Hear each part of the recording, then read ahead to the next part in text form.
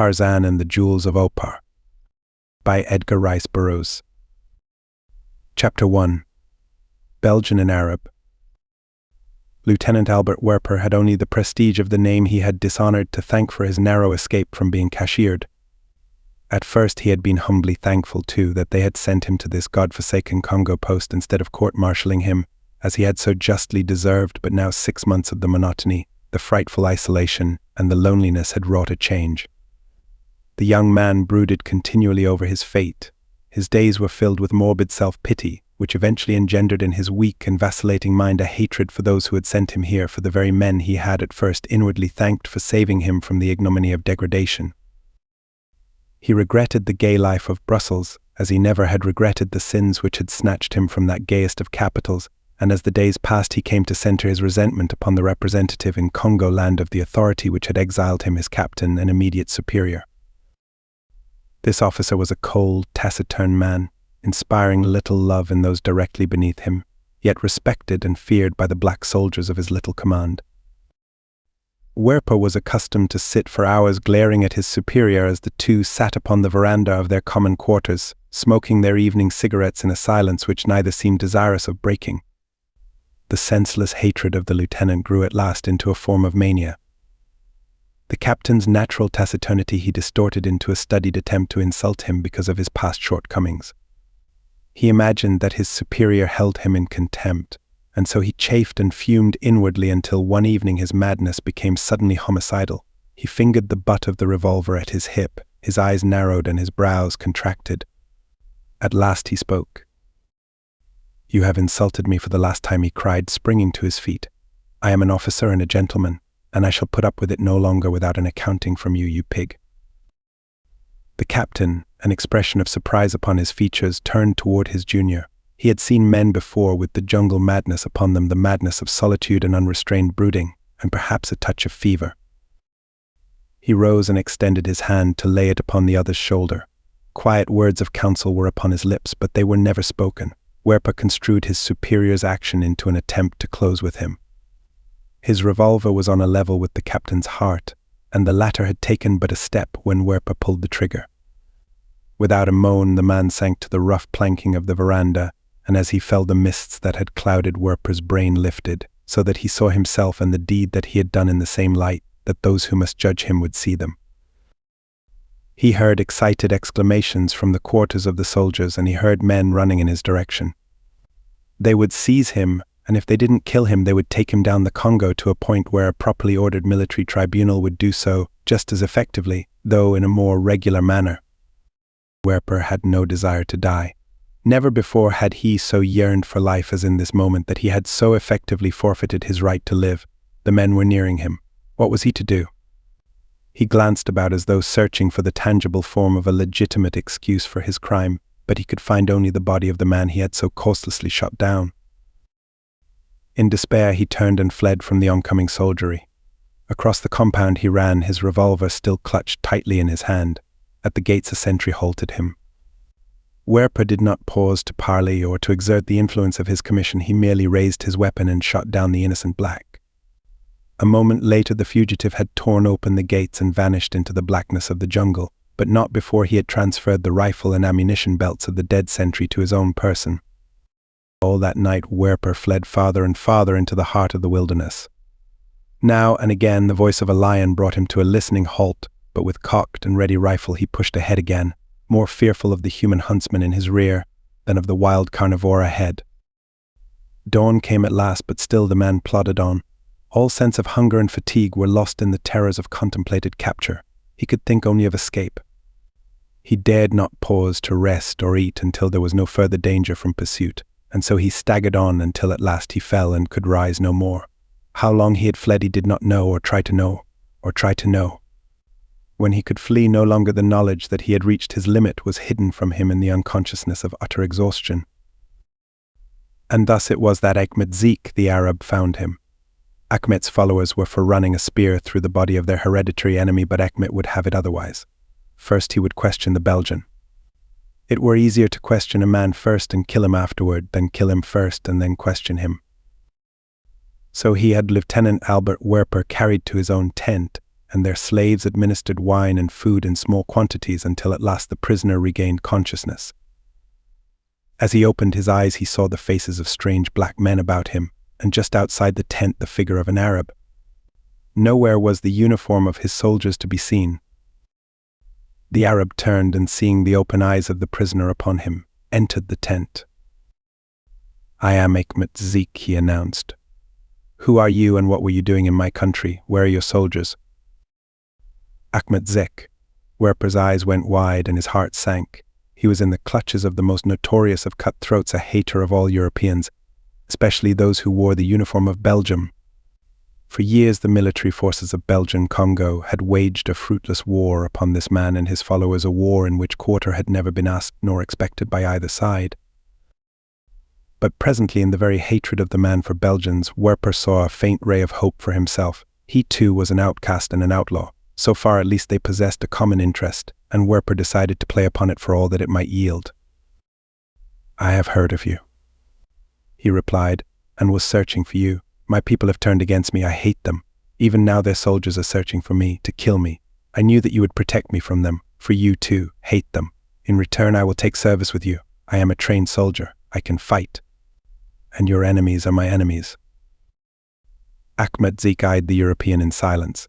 In his mind he revolved many thoughts, chief among which was that the unbeliever lied. Of course there was the chance that he did not lie, and if he told the truth then his proposition was one well worthy of consideration, since fighting men were never over-plentiful, especially white men with the training and knowledge of military matters that a European officer must possess. Ahmed Zeke scowled and Werper's heart sank, but Werper did not know Ahmed Zeke, who was quite apt to scowl where another would smile and smile where another would scowl. "And if you have lied to me," said Ahmed Zeke, "I will kill you at any time. What return other than your life do you expect for your services?" "My keep only," at first replied Werper. "Later, if I am worth more, we can easily reach an understanding." Werper's only desire at the moment was to preserve his life. And so the agreement was reached, and Lieutenant Albert Werper became a member of the ivory and slave raiding band of the notorious Ahmed Zeke. For months the renegade Belgian rode with the savage raider. He fought with a savage abandon and a vicious cruelty fully equal to that of his fellow desperados. Ahmed Zeke watched his recruit with eagle eye, and with a growing satisfaction which finally found expression in a greater confidence in the man, and resulted in an increased independence of action for Werper. Ahmed Zeke took the Belgian into his confidence to a great extent, and at last unfolded to him a pet scheme which the Arab had long fostered but which he never had found an opportunity to effect. With the aid of a European, however, the thing might be easily accomplished. He sounded Werper. "You have heard of the man men call Tarzan?" he asked. Werper nodded. "I have heard of him, but I do not know him. But for him we might carry on our trading in safety, and with great profit," continued the Arab. "For years he has fought us, driving us from the richest part of the country, harassing us and arming the natives that they may repel us when we come to trade. He is very rich. If we could find some way to make him pay us many pieces of gold, we should not only be avenged upon him, but repaid for much that he has prevented us from winning from the natives under his protection." Werper withdrew a cigarette from a jeweled case and lighted it. "And you have a plan to make him pay?" he asked. "He has a wife," replied Ahmed Zeke, "whom men say is very beautiful. She would bring a great price farther north, if we found it too difficult to collect ransom money from this Tarzan." Werper bent his head in thought. Ahmed Zeke stood awaiting his reply. What good remained in Albert Werper revolted at the thought of selling a white woman into the slavery and degradation of a Muslim harem. He looked up at Ahmed Zeke. He saw the Arab's eyes narrow, and he guessed that the other had sensed his antagonism to the plan. What would it mean to Werper to refuse? His life lay in the hands of this semi-barbarian, who esteemed the life of an unbeliever less highly than that of a dog. Werper loved life. What was this woman to him anyway? She was a European, doubtless a member of organized society. He was an outcast. The hand of every white man was against him. She was his natural enemy, and if he refused to lend himself to her undoing, Ahmed Zeke would have him killed. "You hesitate," murmured the Arab. "I was but weighing the chances of success," lied Werper, "and my reward. As a European I can gain admittance to their home and table. You have no other with you who could do so much. The risk will be great. I should be well paid, Ahmed Zeke." A smile of relief passed over the raider's face. Well said, Werper. Negmet slapped his lieutenant upon the shoulder. You should be well paid, and you shall. Now let us sit together and plan how best the thing may be done. And the two men squatted upon a soft rug beneath the faded silks of Achmet's once gorgeous tent, and talked together in low voices well into the night. Both were tall and bearded, and the exposure to sun and wind had given an almost Arab hue to the European's complexion. In every detail of dress, too, he copied the fashions of his chief, so that outwardly he was as much an Arab as the other. It was late when he arose and retired to his own tent. The following day Werper spent in overhauling his Belgian uniform, removing from it every vestige of evidence that might indicate its military purposes. From a heterogeneous collection of loot, Achmet procured a pith helmet and a European saddle, and from his black slaves and followers a party of porters, askaris and tent boys to make up a modest safari for a big game hunter. At the head of this party Werper set out from camp. Chapter 2. On the road to Opar. It was 2 weeks later that John Clayton, Lord Greystoke, riding in from a tour of inspection of his vast African estate, glimpsed the head of a column of men crossing the plain that lay between his bungalow and the forest to the north and west. He reined in his horse and watched the little party as it emerged from a concealing swale. His keen eyes caught the reflection of the sun upon the white helmet of a mounted man, and with the conviction that a wandering European hunter was seeking his hospitality, he wheeled his mount and rode slowly forward to meet the newcomer. A half-hour later he was mounting the steps leading to the veranda of his bungalow and introducing Jules Fricoult to Lady Greystoke. I was completely lost, Fricoult was explaining. My headman had never before been in this part of the country, and the guides who were to have accompanied me from the last village we passed knew even less of the country than we. They finally deserted us 2 days since. I am very fortunate indeed to have stumbled so providentially upon succor. I do not know what I should have done had I not found you. It was decided that Fricoult and his party should remain several days, or until they were thoroughly rested, when Lord Greystoke would furnish guides to lead them safely back into country with which Fricoult's headman was supposedly familiar. In his guise of a French gentleman of leisure, Werper found little difficulty in deceiving his host, and in ingratiating himself with both Tarzan and Jane Clayton, but the longer he remained the less hopeful he became of an easy accomplishment of his designs. Lady Greystoke never rode alone at any great distance from the bungalow, and the savage loyalty of the ferocious Waziri warriors, who formed a great part of Tarzan's followers, seemed to preclude the possibility of a successful attempt at forcible abduction, or of the bribery of the Waziri themselves. A week passed, and Werper was no nearer the fulfillment of his plan in so far as he could judge than upon the day of his arrival, but at that very moment something occurred which gave him renewed hope and set his mind upon an even greater reward than a woman's ransom. A runner had arrived at the bungalow with the weekly mail, and Lord Greystoke had spent the afternoon in his study reading and answering letters. At dinner he seemed distraught, and early in the evening he excused himself and retired, Lady Greystoke following him very soon after. Werper, sitting upon the veranda, could hear their voices in earnest discussion, and having realized that something of unusual moment was afoot, he quietly rose from his chair, and keeping well in the shadow of the shrubbery growing profusely about the bungalow, made his silent way to a point beneath the window of the room in which his host and hostess slept. Here he listened, and not without result, for almost the first words he overheard filled him with excitement. Lady Greystoke was speaking as Werper came within hearing. I always feared for the stability of the company, she was saying, but it seems incredible that they should have failed for so enormous a sum unless there has been some dishonest manipulation. That is what I suspect, replied Tarzan, but whatever the cause, the fact remains that I have lost everything, and there is nothing for it but to return to Opar and get more. Oh, John, cried Lady Greystoke, and Werper could feel the shudder through her voice. Is there no other way? I cannot bear to think of you returning to that frightful city. I would rather live in poverty always than to have you risk the hideous dangers of Opar. You need have no fear, replied Tarzan, laughing. I am pretty well able to take care of myself, and were I not, the Waziri who will accompany me will see that no harm befalls me. They ran away from Opar once, and left you to your fate, she reminded him. They will not do it again, he answered. They were very much ashamed of themselves and were coming back when I met them. But there must be some other way, insisted the woman. There is no other way half so easy to obtain another fortune as to go to the treasure vaults of Opar and bring it away, he replied. I shall be very careful, Jane, and the chances are that the inhabitants of Opar will never know that I have been there again and despoiled them of another portion of the treasure, the very existence of which they are as ignorant of as they would be of its value." The finality in his tone seemed to assure Lady Greystoke that further argument was futile, and so she abandoned the subject. Werper remained listening for a short time, and then, confident that he had overheard all that was necessary and fearing discovery, returned to the veranda, where he smoked numerous cigarettes in rapid succession before retiring.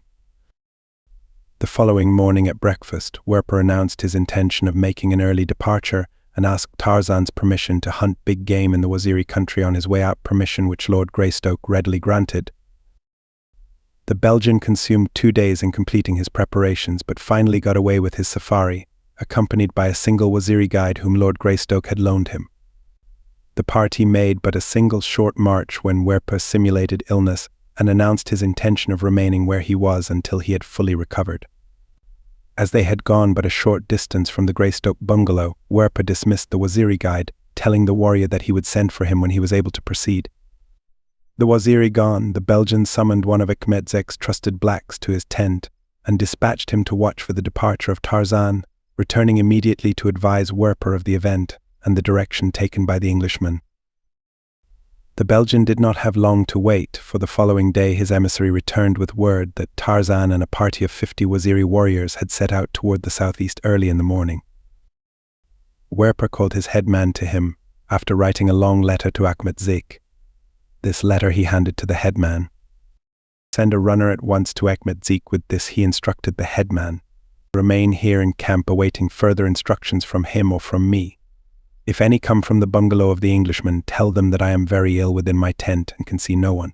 Now, give me 6 porters and 6 askaris, the strongest and bravest of the safari, and I will march after the Englishman and discover where his gold is hidden."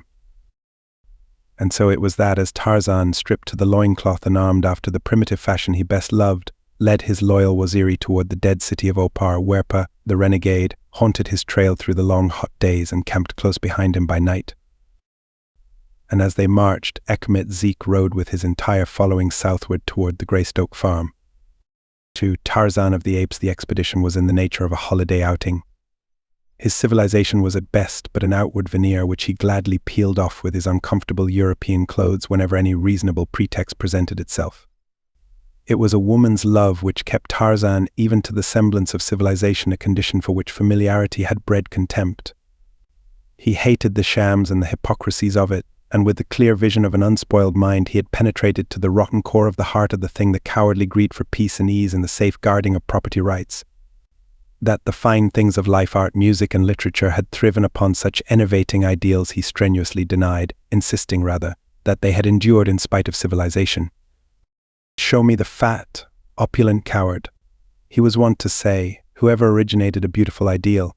In the clash of arms, in the battle for survival, amid hunger and death and danger, in the face of God as manifested in the display of nature's most terrific forces, is born all that is finest and best in the human heart and mind."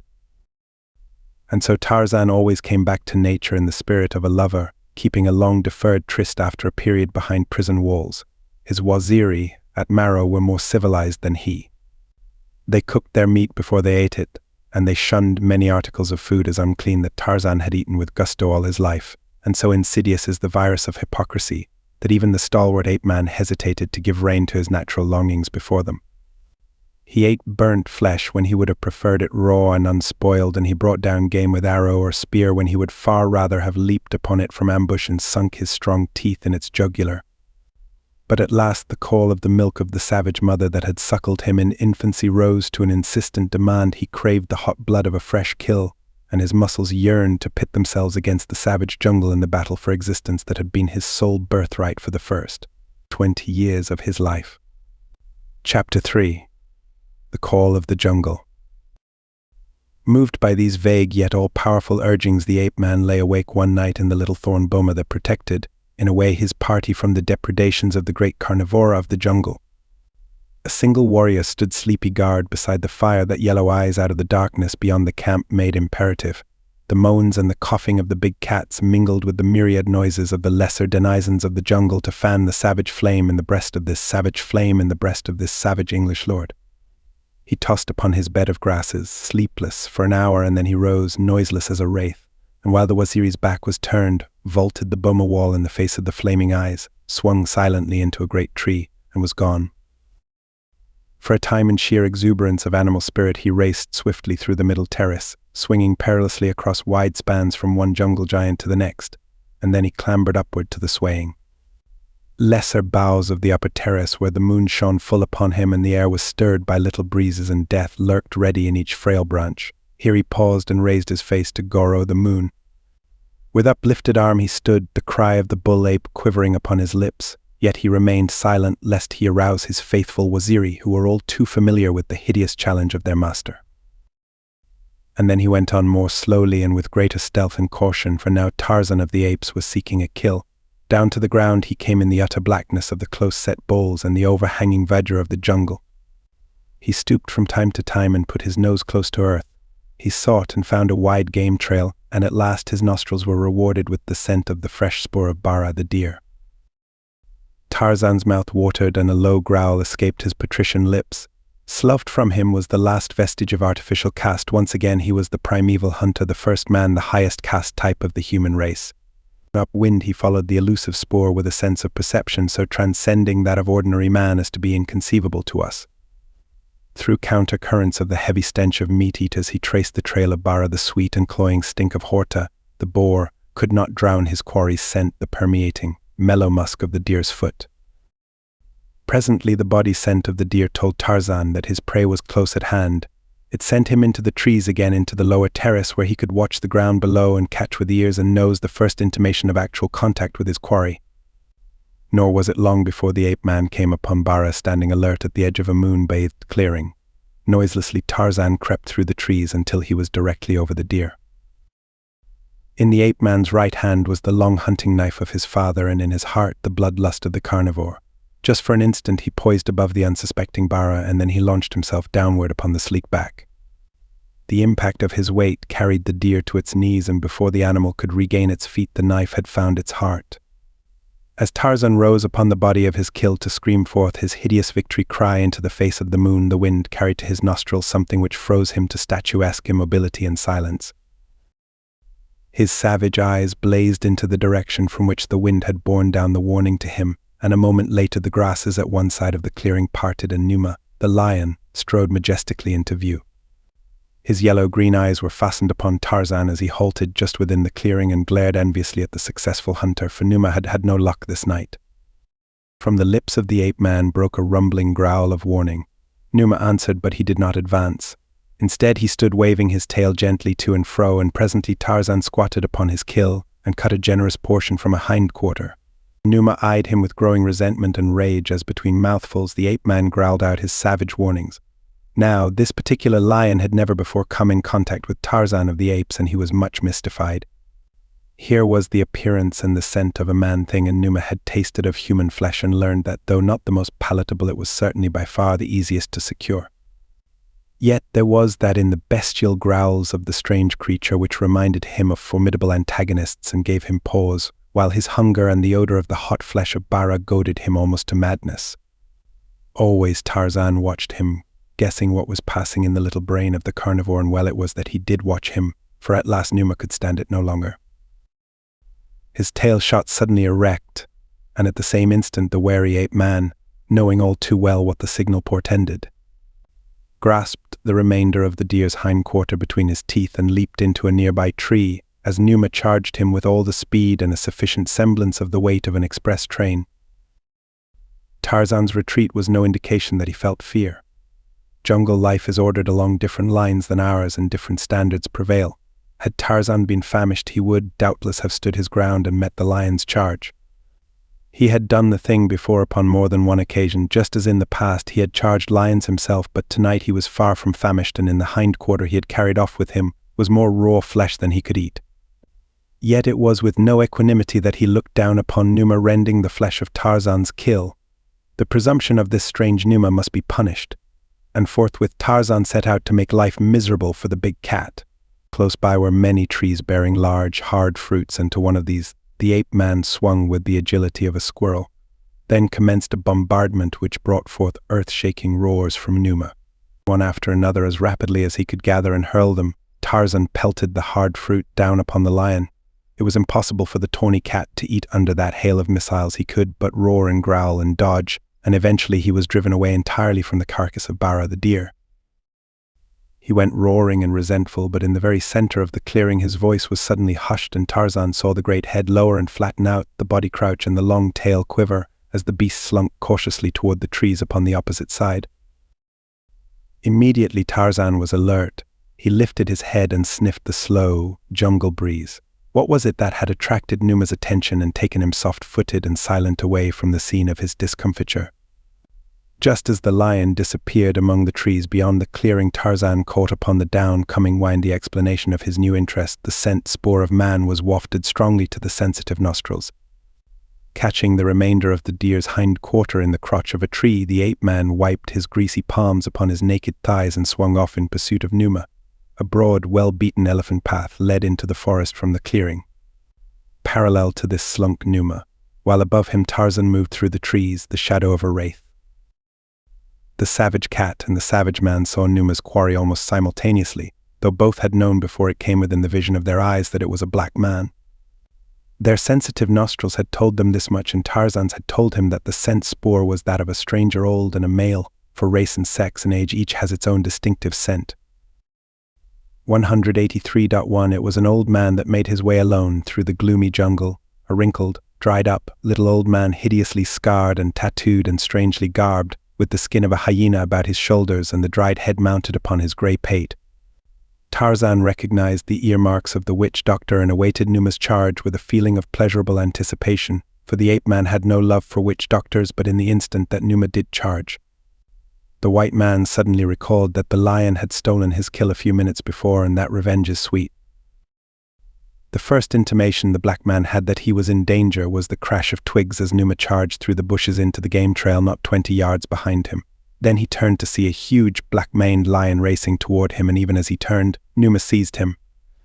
At the same instant the ape-man dropped from an overhanging limb full upon the lion's back, and as he alighted he plunged his knife into the tawny side behind the left shoulder, tangled the fingers of his right hand in the long mane, buried his teeth in Numa's neck, and wound his powerful legs about the beast's torso. With a roar of pain and rage, Numa reared up and fell backward upon the ape-man, but still the mighty man-thing clung to his hold, and repeatedly the long knife plunged rapidly into his side. Over and over rolled Numa, the lion clawing and biting at the air, roaring and growling horribly in savage attempt to reach the thing upon its back.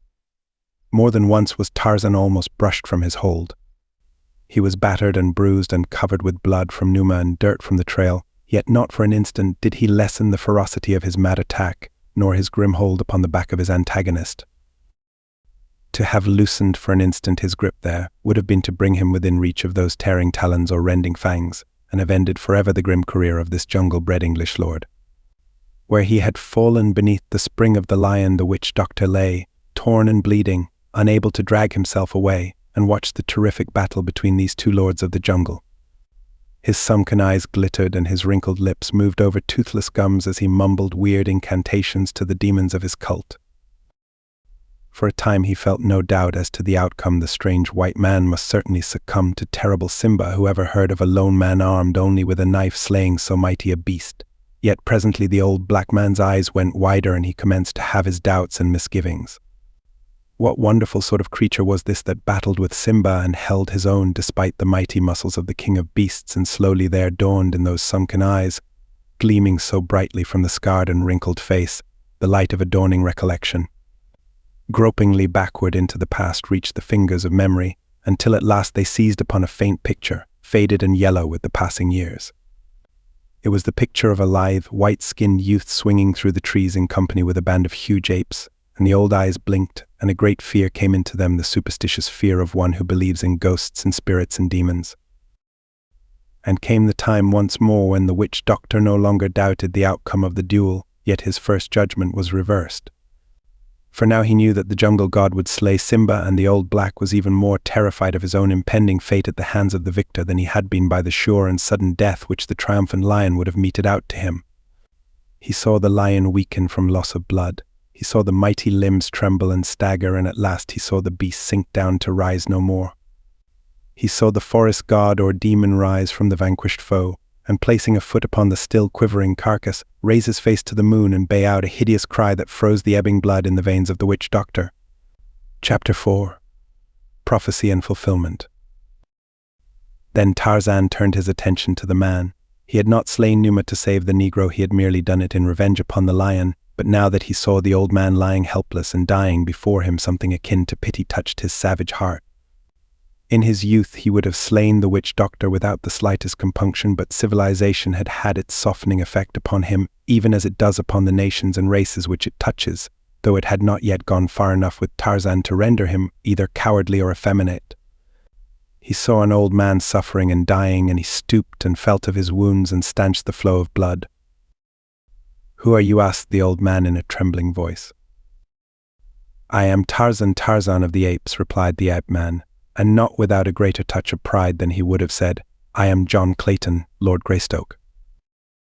The witch doctor shook convulsively and closed his eyes. When he opened them again, there was in them a resignation to whatever horrible fate awaited him at the hands of this feared demon of the woods. "Why do you not kill me?" he asked. "Why should I kill you?" inquired Tarzan. "You have not harmed me, and anyway you are already dying.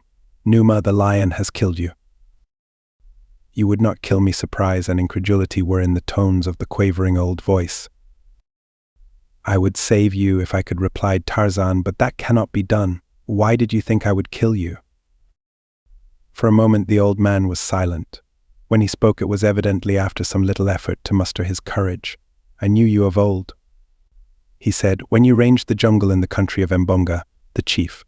I was already a witch doctor when you slew Kulonga and the others, and when you robbed our huts and our poison pot. At first I did not remember you.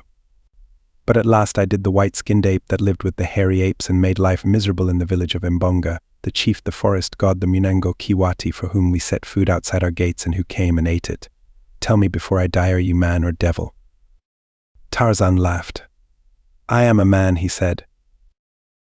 The old fellow sighed and shook his head. "You have tried to save me from Simba," he said. "For that I shall reward you. I am a great witch doctor. Listen to me, white man. I see bad days ahead of you. It is writ in my own blood, which I have smeared upon my palm. A god greater even than you will rise up and strike you down. Turn back. Munango Kiwati. Turn back before it is too late. Danger lies ahead of you and danger lurks behind, but greater is the danger before." I see he paused and drew a long, gasping breath. Then he crumpled into a little, wrinkled heap and died. Tarzan wondered what else he had seen. It was very late when the ape-man re-entered the boma and lay down among his black warriors. None had seen him go and none saw him return. He thought about the warning of the old witch doctor before he fell asleep, and he thought of it again after he awoke, but he did not turn back, for he was unafraid. Though had he known what lay in store for one he loved most in all the world, he would have flown through the trees to her side and allowed the gold of Opar to remain forever hidden in its forgotten storehouse. Behind him that morning another white man pondered something he had heard during the night, and very nearly did he give up his project and turn back upon his trail. It was Werper, the murderer, who in the still of the night had heard far away upon the trail ahead of him a sound that had filled his cowardly soul with terror, a sound such as he never before had heard in all his life, nor dreamed that such a frightful thing could emanate from the lungs of a God-created creature. He had heard the victory cry of the bull ape, as Tarzan had screamed it forth into the face of Goro the moon, and he had trembled then and hidden his face, and now in the broad light of a new day he trembled again as he recalled it, and would have turned back from the nameless danger the echo of that frightful sound seemed to portend, had he not stood in even greater fear of Achmedzik, his master. And so Tarzan of the Apes forged steadily ahead toward Opar's ruined ramparts, and behind him slunk Werper, jackal-like, and only God knew what lay in store for each. At the edge of the desolate valley, overlooking the golden domes and minarets of Opar, Tarzan halted. By night he would go alone to the treasure vault, reconnoitering, for he had determined that caution should mark his every move upon this expedition. With the coming of night he set forth, and Werper, who had scaled the cliffs alone behind the ape-man's party, and hidden through the day among the rough boulders of the mountain top, slunk stealthily after him.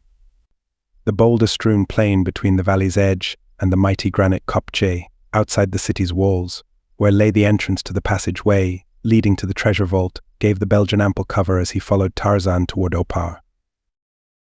he saw the giant ape-man swing himself nimbly up the face of the great rock, Werper clawing fearfully during the perilous ascent, sweating in terror, almost palsied by fear, but spurred on by avarice, following upward, until at last he stood upon the summit of the rocky hill. Tarzan was nowhere in sight. For a time Werper hid behind one of the lesser boulders that were scattered over the top of the hill, but seeing or hearing nothing of the Englishman, he crept from his place of concealment to undertake a systematic search of his surroundings, in the hope that he might discover the location of the treasure in ample time to make his escape before Tarzan returned, for it was the Belgian's desire merely to locate the gold, that, after Tarzan had departed, he might come in safety with his followers and carry away as much as he could transport. He found the narrow cleft leading downward into the heart of the kopje along well-worn granite steps. He advanced quite to the dark mouth of the tunnel into which the runway disappeared, but here he halted, fearing to enter, lest he meet Tarzan returning. The ape-man, far ahead of him, groped his way along the rocky passage until he came to the ancient wooden door.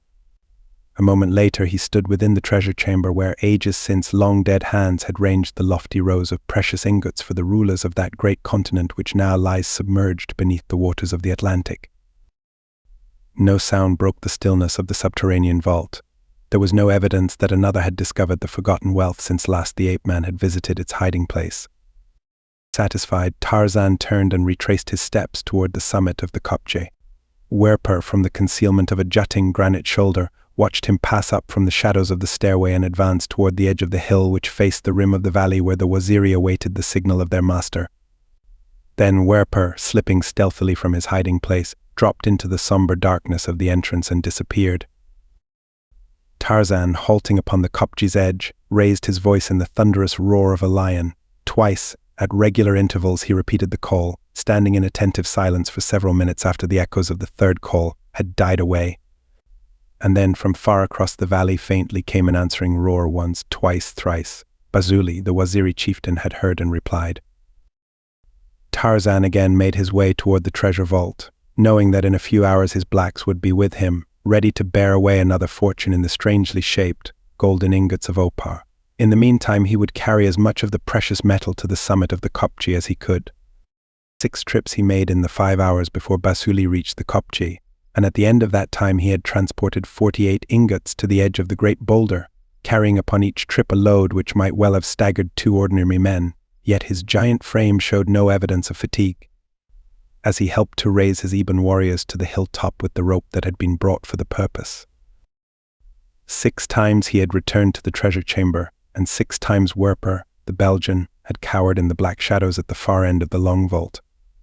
Once again came the ape-man, and this time there came with him 50 fighting men, turning porters for love of the only creature in the world who might command of their fierce and haughty natures such menial service. 52 more ingots passed out of the vaults, making the total of 100 which Tarzan intended taking away with him. As the last of the Waziri filed from the chamber, Tarzan turned back for a last glimpse of the fabulous wealth upon which his 2 inroads had made no appreciable impression.